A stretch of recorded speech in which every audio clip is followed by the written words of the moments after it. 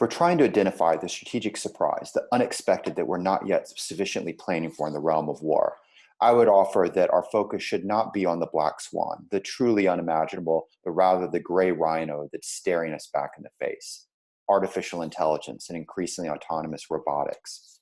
Now, many people recognize this. Indeed, 91% of leaders say AI is the most important game-changing technology out there, and we have various national commissions and NATO meetings on it. But honestly, I don't think we're anywhere near to recognizing or wrestling with what it truly means. We're like the battleship captains 100 years ago, thinking that we're facing the plane just by putting it on the back of our ship. Instead, over the next decade, we'll see all sorts of new weapon systems play out, not just robotic, but increasingly autonomous, of different sizes, shapes, and roles. And our adversaries will have them too. But these systems are also networked, which means that we will see new kinds of attacks that will be digital but cause physical damage.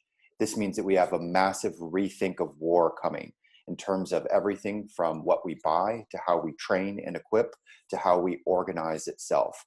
In many ways, it's like what the Blitzkrieg with airplanes and tanks and radio did to war, but it's even past that, and that these technologies are increasingly intelligent and autonomous. That is, they're doing more and more out there on their own in ways that we increasingly don't understand.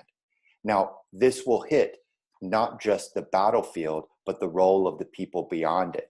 One study from Oxford University found that 47% of jobs are at risk for displacement or replacement or disruption by robotics and AI over the next 20 years.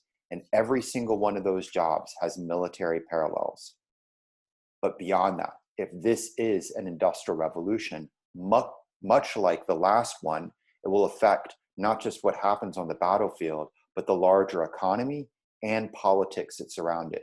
Think about how the last industrial revolution drove positives like workers' rights, children's rights, women's rights, but also new political ideologies like fascism and communism that were much the driver for the creation of NATO itself. So what can we do about it? I would offer a couple of tracks of activity. The first is education. While 91% of leaders say AI is the most important technology out there, 14% say that they have a good grasp on it. We need to close that delta of what's important. Second, we need to be able to visualize the future and prepare for it. We have to change how we do wargaming, moving it from validation of old ideas to testing and proving new ones. We also need new means of communication. For example, I found it easier to teach about the future using something called useful fiction that blends narrative and nonfiction, as opposed to white papers that no one reads.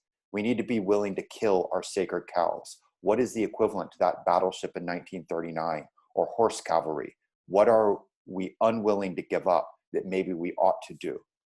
And finally, we need to be change-oriented in all that we do.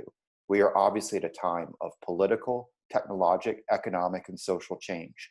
And alliances, nations, organizations, and individuals that aren't changing along with it are making a choice through their inaction. To stand still in today's environment is to choose to lose. Thank you.